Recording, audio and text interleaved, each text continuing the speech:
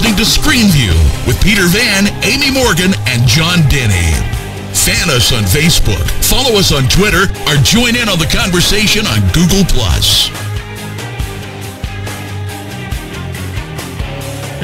Hello and welcome to ScreenView episode 11. I am Peter Van. Along with me is John Denny and Aimee Morgan. Hello. Hello. Hello, everyone. How are you guys doing this week? We're good. I'm good. I'm good. It was a hectic beginning of the week, but apparently we're all just having very rough weeks this week. Yeah. Apparently it's going around. Mine's been compacted into basically today. Right. Yeah. But hey, as long as I'm smiling before I go to bed, right? Right. Yeah. Because you don't want to be scowling when you go to bed. No. It might get stuck there, Right. Exactly. Okay, so I guess the big thing that a lot of people have been talking about is the Dark Knight Rises Prologue, which you could start seeing it tomorrow with Mission Impossible 4, which is also called Ghost Protocol, which actually has been getting really good reviews. So why not go see it? This is a 6-minute prologue, which is very similar to the Dark Knight, which is just shows you some beginnings of the film, as long as with some montages and such things. General consensus is that it is good, and it centers around an airplane, like some sort of heist, like the previous film. But one of the biggest issues is you could not understand 70% of what Bane was saying. Ooh.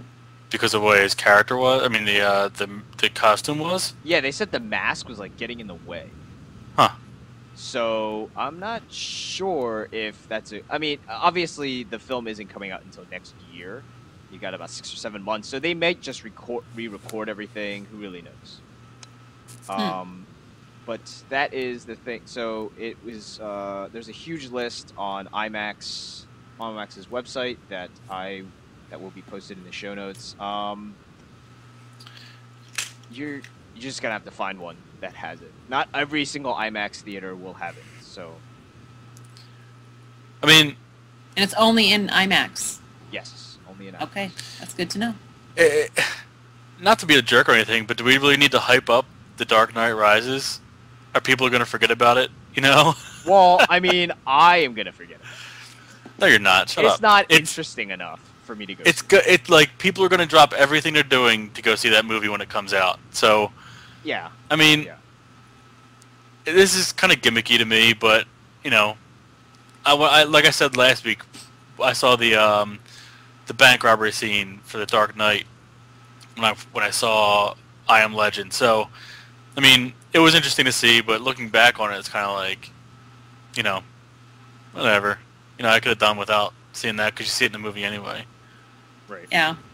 Well, I hang around with enough fanboys that I will not be able to forget it, even if I wanted to.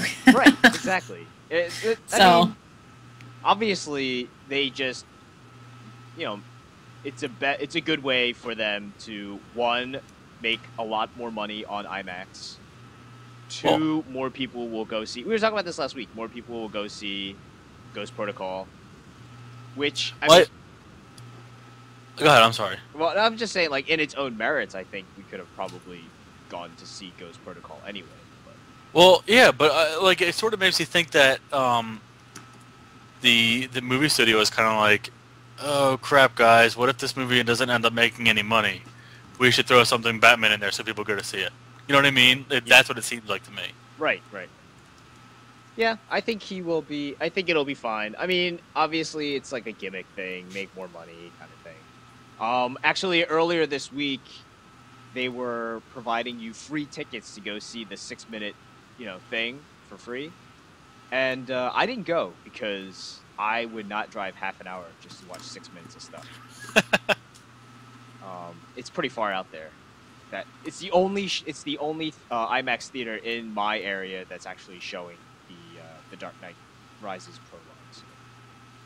So it's not at every IMAX? No, only at certain ones. So there's the one like I think that's in Philly is the Franklin Institute. I'm sure it'll be at the King of Prussia IMAX.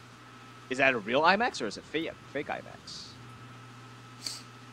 I don't know how to answer that question. Was the King of Prussia like theater was there always a theater at King of Prussia? Yeah. So they converted one of the old theaters to be the IMAX theater, and it's just like it's not the the really huge screens like the. No, it's a huge screen. But it's not The ceiling. King of Prussia Mall is like the second largest mall in the country. Yeah, but I don't. So does it have that whole area is constantly changing. So they can easily update. Yeah. You know. Well, because near me they have an IMAX screen, but it's fake.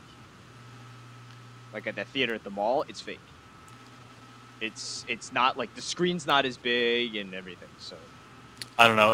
That's where I saw I Am Legend at. And Diecast, who lives right outside Philadelphia. Thank you, Diecast, in the chat. King of Prussia is fake IMAX. Nice. Okay. I'll have At to least find we have it confirmed. Yeah, if my computer actually worked right now, I could show you.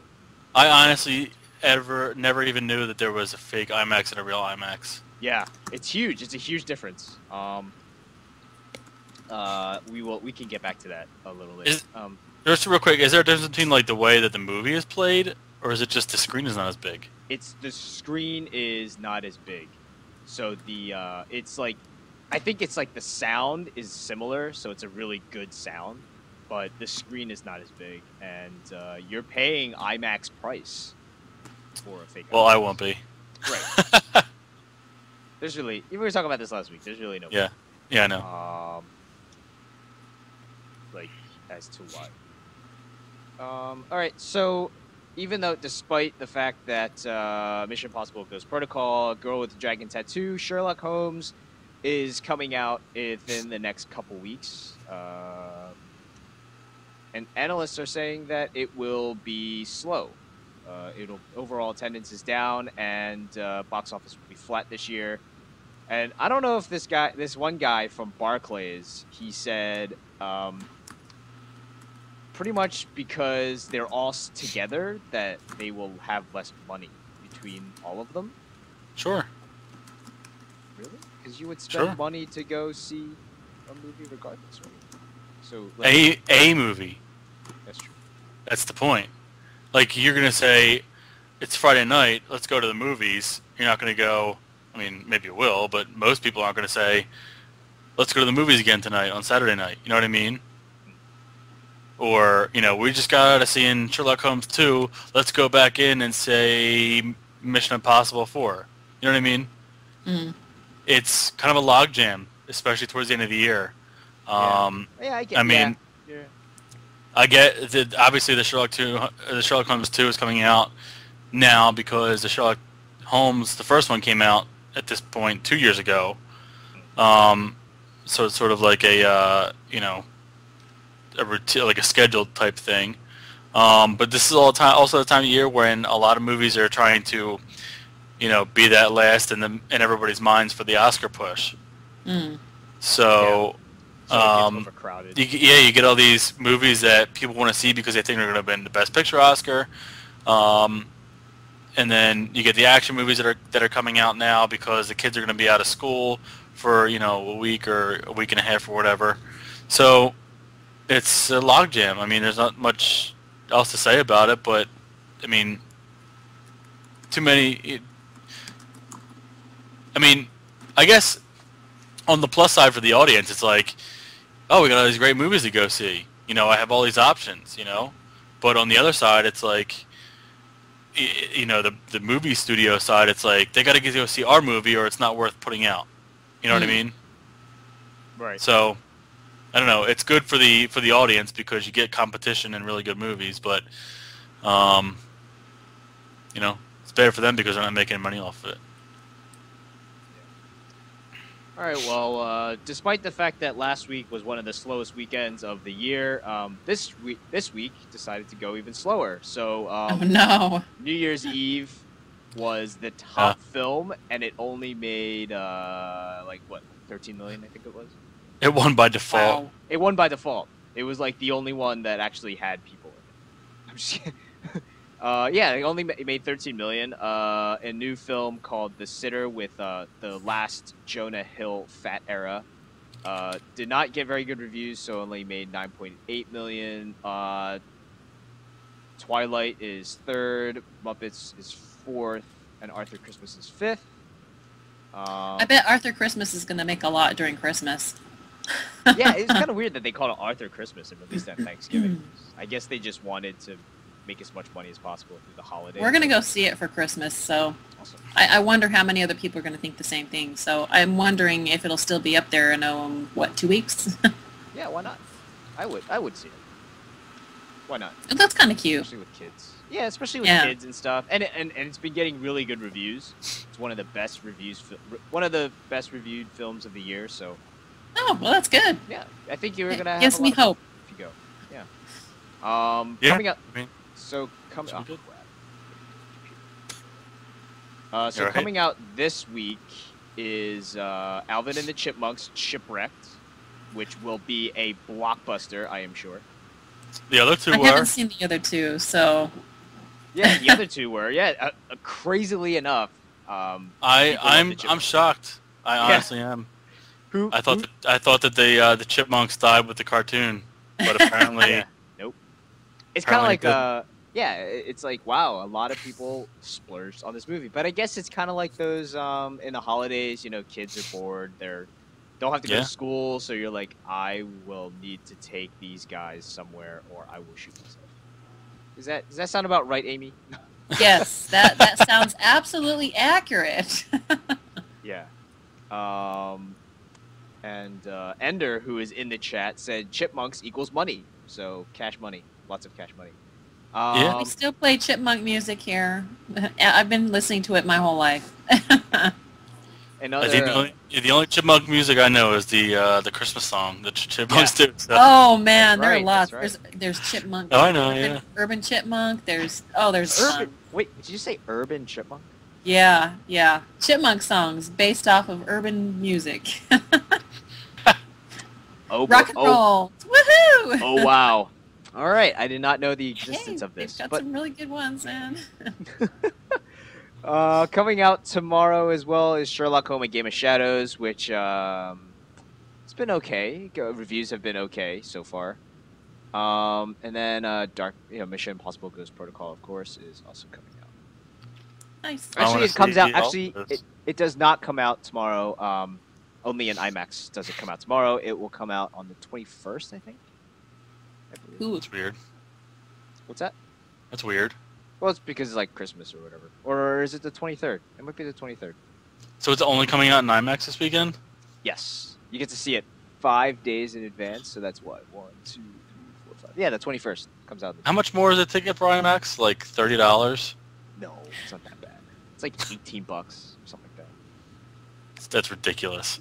Yeah, it's kind of ridiculous. It is, I mean, if you see it in real IMAX, it's totally worth it. Apparently I never will. Probably you never will, because you can't find a real one. Well, I'm not going to Franklin Mills. Institute. Whatever. What do you mean, whatever? It's not the same! I hate driving in the city anymore. Yeah. Well, Um, me both. So, and actually, I don't like going to King of Prussia either. So. All right. Anyway, I don't know if you guys have seen this, but G.I. Joe 2, aka Retaliation, is out. The trailer. Yep. I saw it. I thought it was pretty cool. John, have you seen this? I did not see the trailer, but I am excited for it because I really enjoyed the G.I. Joe movie. You enjoyed the first one? I did. I thought it was. I thought it wasn't too bad. I thought it was meh.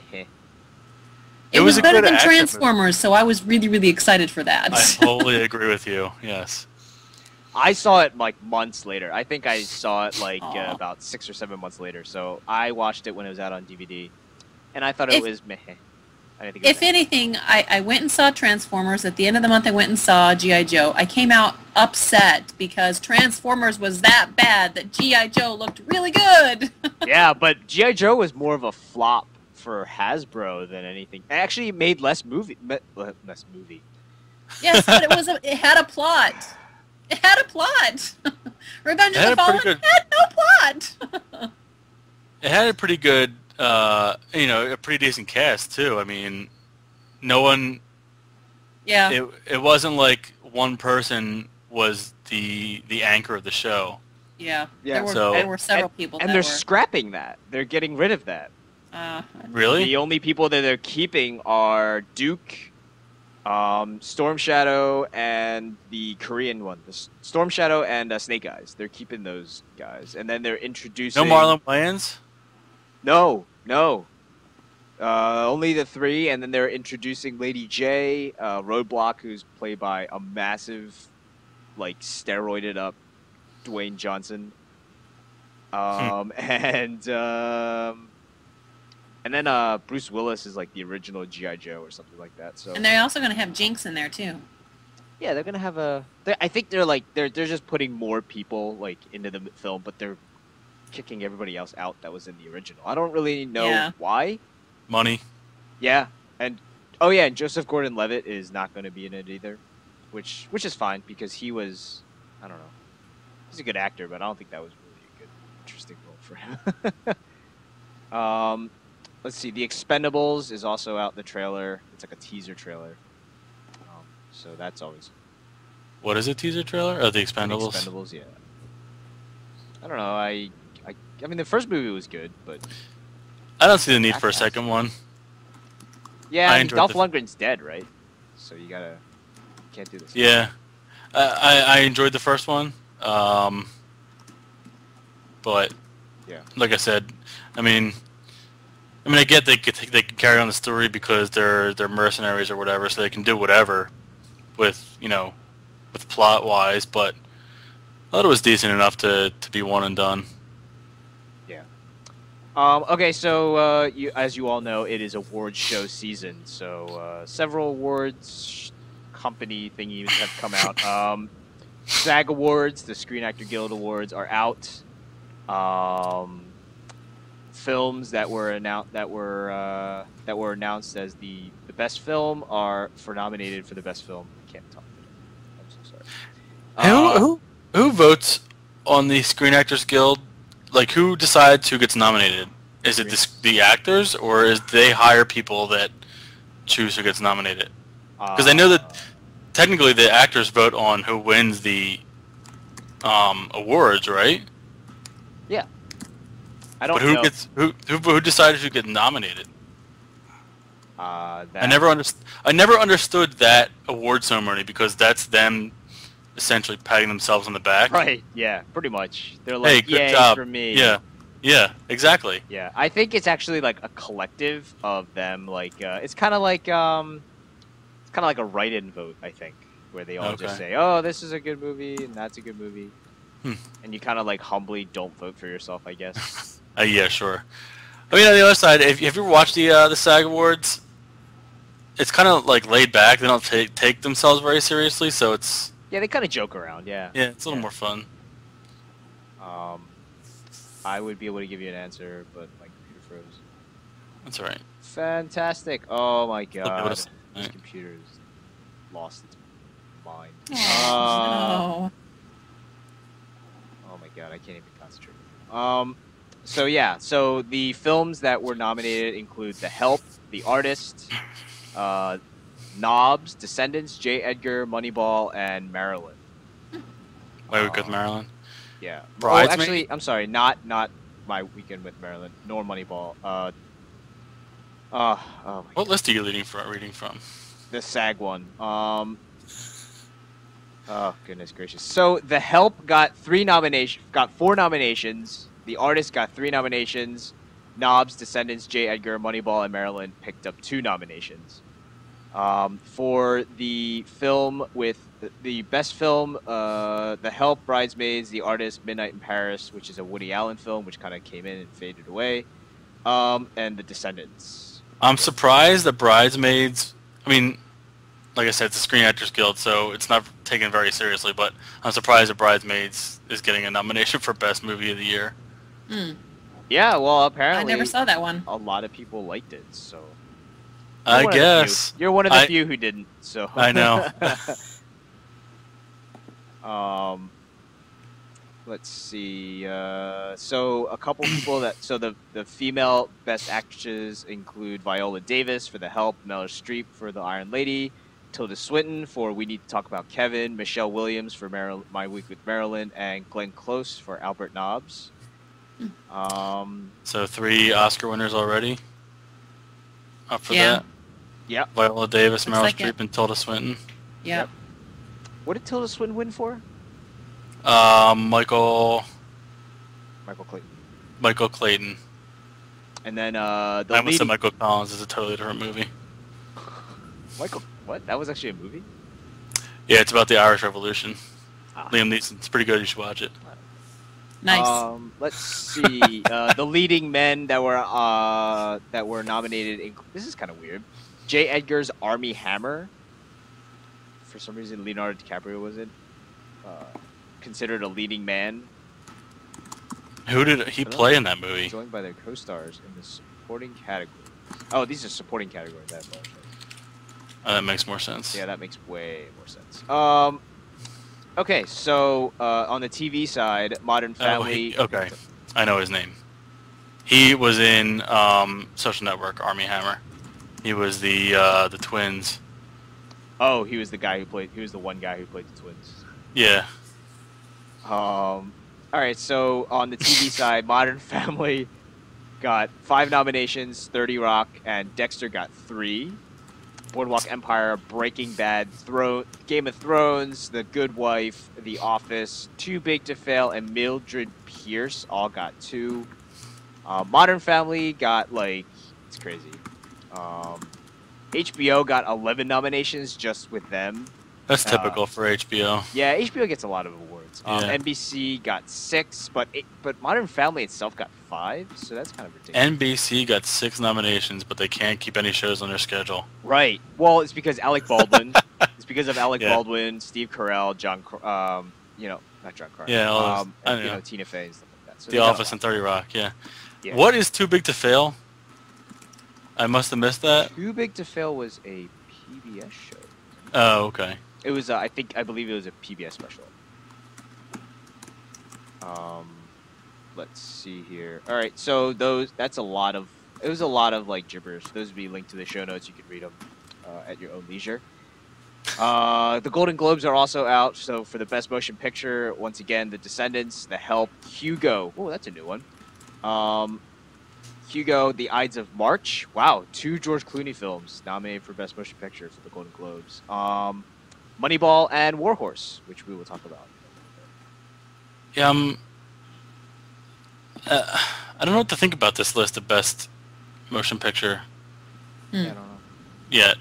Because, usually this is the foreshadowing for the Oscars. The Golden Globes. But the Oscars has 10. But,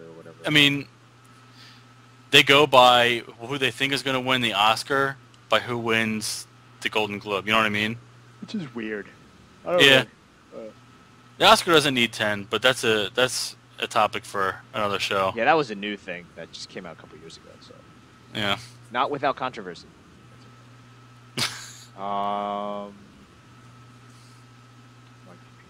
Okay. So Glenn Close, Viola Davis, Rooney Mara for the girl with the dragon tattoo, and Meryl Streep and Tilda Swinton. And then the best actor is nominated is George Clooney, Leonardo DiCaprio for J. Edgar, Michael Fassbender, who's in 6 movies this year or something like that. Yeah. For his movie Shame, which is actually the first NC-17 film to be nominated, I think. Oh wow! It was an NC-17. Maybe I should go see that. And it was not, it wasn't panned. So interesting. Ryan Gosling for The Ides of March and Brad Pitt for Moneyball. I have a feeling that this is DiCaprio's year.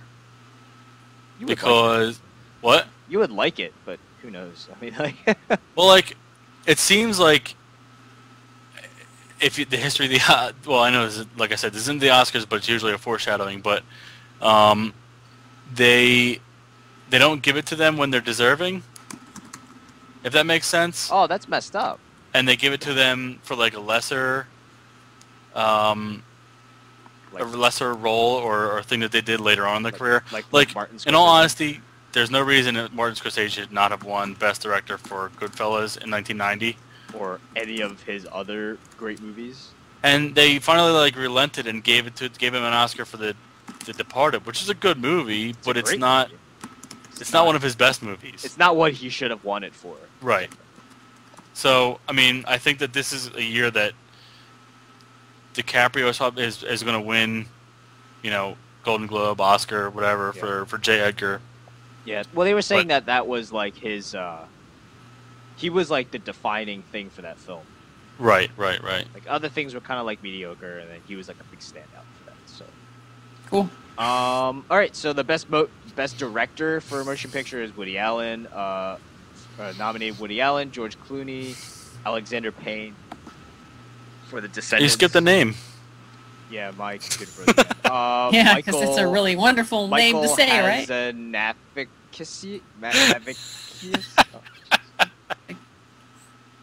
Wow. He's obviously French, I think. I think the artist was a silent French film.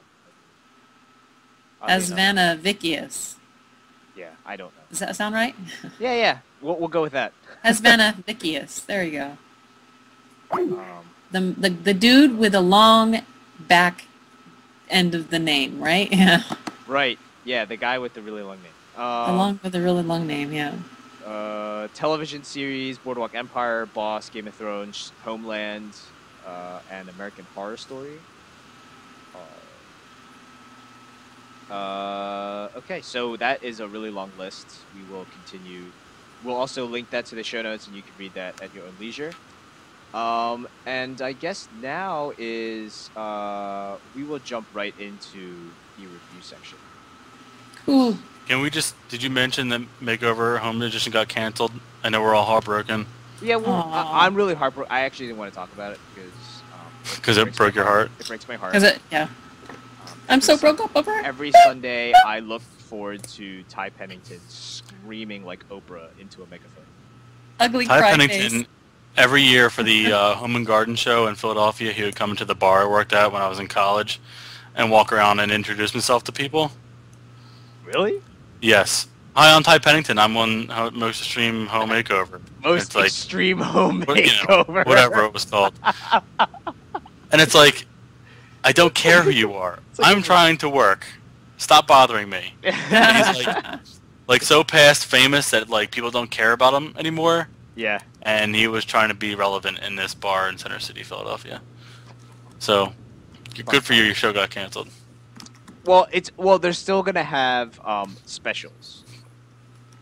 So Whatever. Once in a while they'll do Extreme Makeover Home Edition, the special or something. They moved over this home in Northeast Philadelphia, and it sticks out like a sore thumb every time you drive by it. That's right. Does it actually work? Because I think there were some things like that because they only did it in a week that most of the places don't actually the water. The house itself is fine, but every other house around it is like a small ranch house, and this house is like a mini mansion. It's ridiculous. Nice, fun times. Yeah. All right, so this week we are going to each pick a film that we saw recently. It doesn't have to be new. It doesn't have to be. I was gonna say it doesn't have to be new. It doesn't have to be old. Yeah, that doesn't make any sense. It has to be this day just is perfect. Terrible. It is like the Goldilocks film. Anyway, so each one of us will pick a film and we will review it. Yesterday, I attended a screening for Warhorse. Nice. Did you like it? I went in with extremely low expectations because I was like, who's going to watch a film about a horse? But I was wrong. It was... I had very low expectations, and I came out quite pleased. Surprisingly, it was heartfelt, which I guess I don't know if I should be really that surprised. This is a Spielberg movie, and it's like an inspiring film, so I guess it... Did you cry? I did not cry, but the lady who sat next to me went through an entire bag of tissues. Yeah, I actually don't cry in films. If people... You know how, a lot of people were saying last year or a couple years ago, if you didn't cry at the end of Toy Story 3, you didn't... You were a monster, yeah. You are a monster. I did not shed a single tear. I Not got one. choked I didn't up. even feel well up. Like, Aw. I think the beginning of Up was worse for me than the ending of Toy Story. But I anyway, was expecting my first when Finding Nemo came out, and 5 minutes into the show, I was gushing. yeah. I think you and my girlfriend would be very good movie watching mates because she just balls at every single thing that could possibly take place. I don't think she could see the end of Toy Story 3 because she was just crying so much. Aw. So yeah, a lot of people cried. This one lady was so freaked out about this one specific scene in Warhorse that she was like flopping around in her chair. She was just like, "Oh no! Oh my god!" So, Oh no. There are definitely, but I think the best part about the film was that there were definitely tear-jerker moments for people who cry at films. And in the next scene, pretty much, not even the next scene, like a couple lines down in the dialogue later, everybody was laughing. So he did really, really well. You know, as always, John Williams scores pretty much all or most of Steven Spielberg's films. So Did he do the whole movie? He did. I thought I heard something about there being some kind of conflict, but I didn't know if it was that or a different movie. No, I don't think so because I was talking to I was actually listening to an interview session that they had with Spielberg, and he said pretty much for 40 years he gives John Williams. He's like, "Here, John, take a look at this movie, like an advanced screening," and then he goes off for like a couple months, and then he figures stuff out, and then he plays it, and he loves it. So it was really good. The score was done well. You know, John Williams is always good to hear. So the interesting thing was that since it was about Warhorse, it always focused on the horse and the way it intersected through all of the people that were in the movie. So it went from a family of farmers to the cavalry, to the French, to the Germans, and back to the British. So it was interesting to see, like, even though, you know, it was during World War I and everybody was fighting each other and everything, the horse was able to bring them all bring the best of them all. I think it was I think it was well acted. Most of the main British actor is a relatively unknown stage actor from Britain, and then there are some, you know, well-knowns as well in like other parts. Actually, the one that I was interested about was the captain in the cavalry. He didn't look like it at all. He was actually like a really nice guy. He played really well, and he played Loki in Thor. Oh yeah. Oh, good. And I Cool. was like, wow, I didn't expect that. But that was pretty interesting. So I think it was well directed. It was well shot. It was interesting because like when it was happy parts, the non-war periods, it was they shot it mostly in like the wide open fields up in out in like Britain and Scotland and stuff like that. And then everything was like during the war periods, everything was muted. Even though it was like happy triumphant times, it was still pretty muted until the end, until the war pretty much ended. So yeah, I was pretty surprised. I liked it a lot, more than I thought I would. So I don't know if it's like, I guess it could be an Oscar contender because it's Spielberg and it also came out like so close to Oscar time, but I think that they were holding on for that to be an Oscar contender. That's why they released it so late. yeah, I mean, it's a good film. I don't know if it could be placed above other ones, but yeah. Okay, so John, what film will you be talking about this week? So the last week, I think it was, I saw from Netflix Crazy Stupid Love, and I didn't know what to think about it because it seemed like a stupid, like, romantic comedy, and like, you know, quirkiness. Everybody's quirky, and then there's like the, you know, whatever, the guy who knows everything and the other guy doesn't know anything, and they become, you know, best friends. But I actually really enjoyed it, and it was really funny. You know, Steve Carell, he gets it done. He's a good actor. He makes you laugh. Ryan Gosling is in it, and I don't think that I've ever seen anything with him in it. except for like the last 15 minutes of The Notebook. Maybe, I guess. I don't know. But you know, everybody's story kind of intertwines, and everyone teaches each other a lesson. It's like a fresh love story. Yeah, but it's not a romantic comedy, because it's certainly not like a happy-go-lucky type thing. Everyone, you know, is happy at the end of it. It's not that type of story at all. You know, it's definitely drama, definitely comedy. So, you know, it's hard for me to watch those movies because I tend to not care about the characters all that much. Yeah. But they sort of suck you in with, you know, Steve Carell is sort of out in his luck because his wife decided to divorce him, so he doesn't know how to be out in the real world anymore. Not necessarily looking for a date, but just, you know, socializing in general. Mm-hmm. And he just sits at a bar and drunkenly talks about how his wife left him, and it's so good and so funny. And Emma Stone, Mm-hmm. isn't it? I think is her name. Yeah. She was in. So she's going to be in the next Spider-Man movie, I guess. Mm-hmm. And she's really good in it. There's a couple twists in the movie that you don't necessarily see coming. I kind of figured it out on my own, but good for you. yeah, that's the kind of movie watcher I am. Definitely something to watch if, you know. I didn't watch it with my wife. She had watched it with her parents over the weekend. I sort of just watched it by myself, and I don't know. It's not one that, yeah. That's kind of weird. I didn't expect that for sure.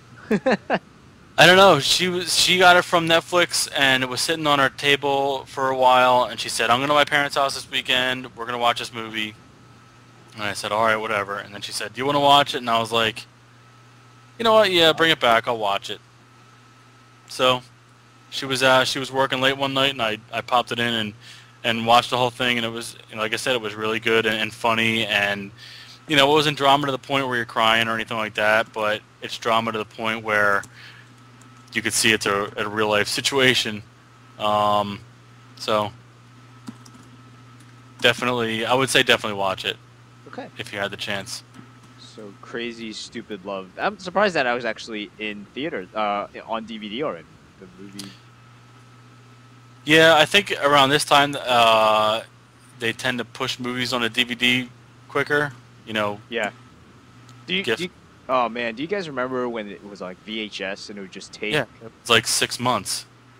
Take forever. And the worst was, I remember in the theaters. And I had to wait for the longest time for that movie to come out in VHS. And then when it did, that stupid rental place would keep running out of the DVD, like the VHS tape. West Coast? Coast? Yeah. So I'd have to consistently wait. And then I finally got it, and I was happy. But, you know. It's not like...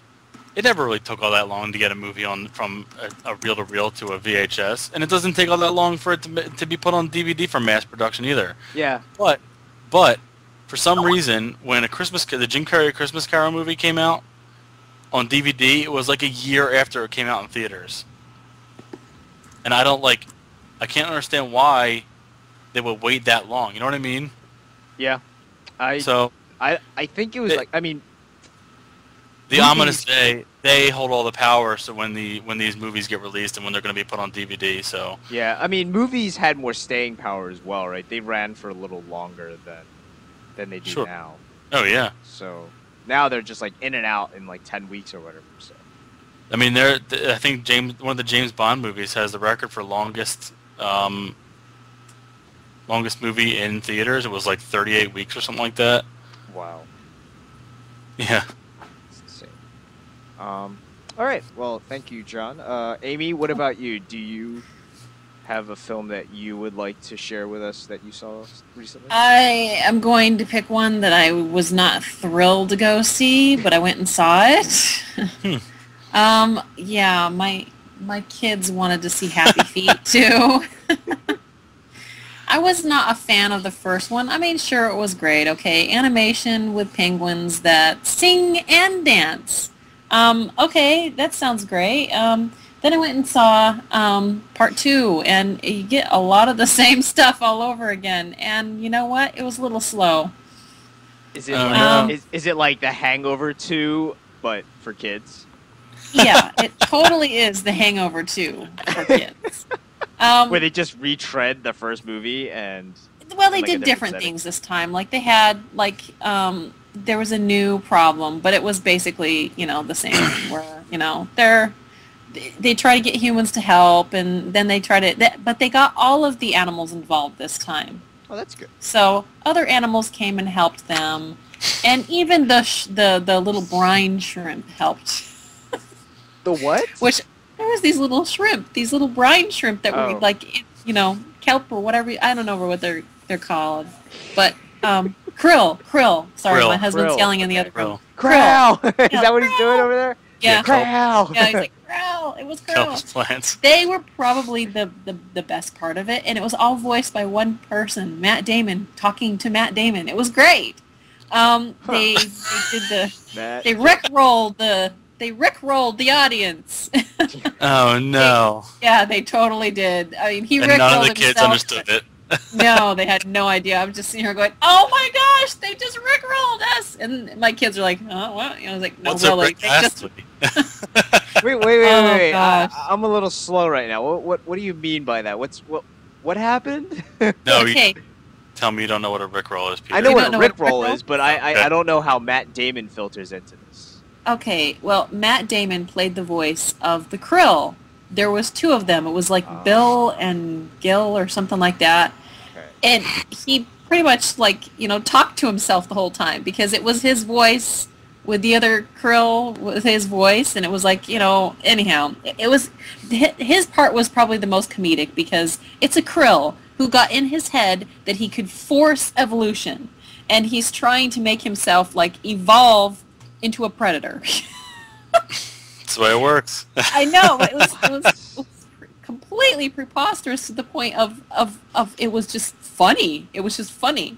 And so, yeah, Matt Damon, he plays, like, this krill, and he voices both of them. No, he doesn't. Yes, he did. It did Will the Krill. Matt Damon did Bill the Krill. Oh no! Who did what? Okay, great. Now I have my husband jumping in here. Wait, who tell did me the other no. one? What was Give him a microphone. Wait, who did the other one? Brad Brad Pitt. Pitt. No It sounded way. the same to me. I'm That's sorry. Funny. This is crazy. This is getting more. This is actually more insane than Muppets Christmas Carol. This is a more intricate plot than Inception. Yeah, I know. This is getting Well, a the little whole hairy plot here. was basically the penguin community is in this little alcove or whatever you call it, where they live down in this ice area, and a big iceberg that's like huge, like continent-sized, gets broken off, and it comes right at like where they're able to get out and get fish and water and all of that stuff and swim away. That's where the iceberg crushes into the iceberg that they're on, and so they're basically trapped. They can't get out.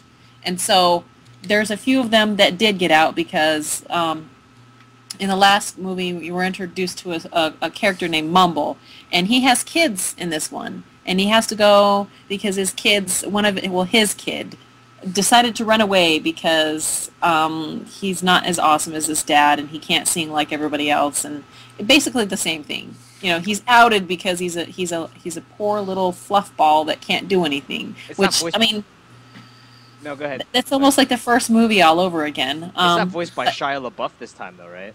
Oh no, I don't think so. Oh, okay. No, it didn't sound like Shia LaBeouf. Anyhow, so yes, Ender in the chat room, we are talking about Crappy Feet 2.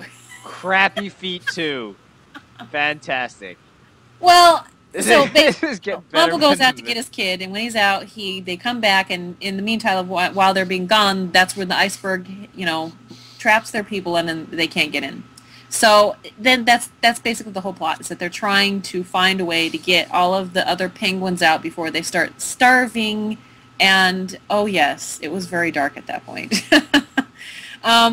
But they do get everybody out. Everybody has to help, and different creatures do different things, and they're able to find a way to get out. And then the movie, at the very end, they get them out, and then it ends. So it's like there's no, like, after all that, we're going to have, like, a moral to the story. It was like, no, we got them out. Okay, we're good to go. Right on the climax? And, that was it. There was, it was just kind of like, the climax was they get to climb out, and then that's the it. I was like, oh, okay. It seemed I like assume they all danced, right? Well, yeah, they were dancing and singing and all. Was the movie really? How long was the movie? That's my question. You know what? It was 117 minutes. It was 2 hours. Wow. Oh my goodness. Yeah. That's a lot of stuck in ice time. Really like music, and you really like seeing dancing penguins, and you have kids that like all of those things, I would definitely say go take it, for your kids, but also remember that you're probably going to be sitting down to a 2-hour reason for Save the Planet. With a little bit of funny in there. Hook them young. They not only that, is they rickrolled the audience. And they played the Numa Numa song as well. So, there you go. No, they didn't. They totally did. Out. This movie sounds more and more... It sounds like this movie sounds more and more ridiculous as time goes on. Wait, what is Numa Numa? Okay, look it up on YouTube. This guy. It's this kid. Oh, yeah, okay. The Numa Numa song. Right. You'll know. You'll know when you hear it. I just did that. That's right. It's funny. It's a good thing you did that, because I don't... Like, I tend to catch up on these things when when I was at my old job, but I wouldn't play the sound, so I know the dance. I don't know. So you were watching like famous YouTube clips without sound? No, I wasn't just going around YouTube clips. It was like people writing. I read crack.com a lot, and they write articles about internet things. Okay.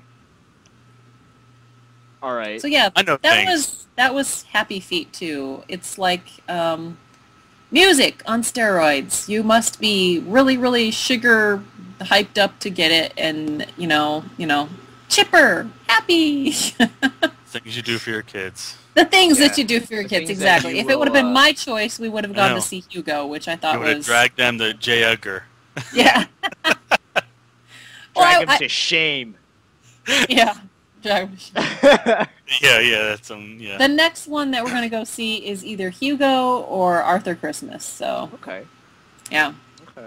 And then there's another one coming out soon by Steven Spielberg, also called The Adventures of Tintin. Oh, I heard good things about that one too. The most racist comic book ever. Uh-oh. I'm sure they edited it all out, though. Tintin was actually a real dog. What? Tintin was. He was. Yeah, Tintin was a real dog from World War I, from like 1918 or something. And actually, Susan Olivier. But Tintin is not a dog in the Steven Spielberg movie. It's not? Oh, it's a different Tintin. It's a person. Oops. Well, what if the dog became a person? Is that part of no. All right. Well, since apparently this Thursday is the worst Thursday we've ever had, we will. I think we will call this a show. I deeply apologize for being for having a very off show today.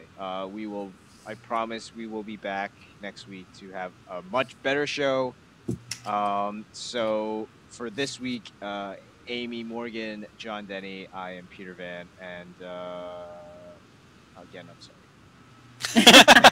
sorry. All right, guys, have a good night. Have a good one.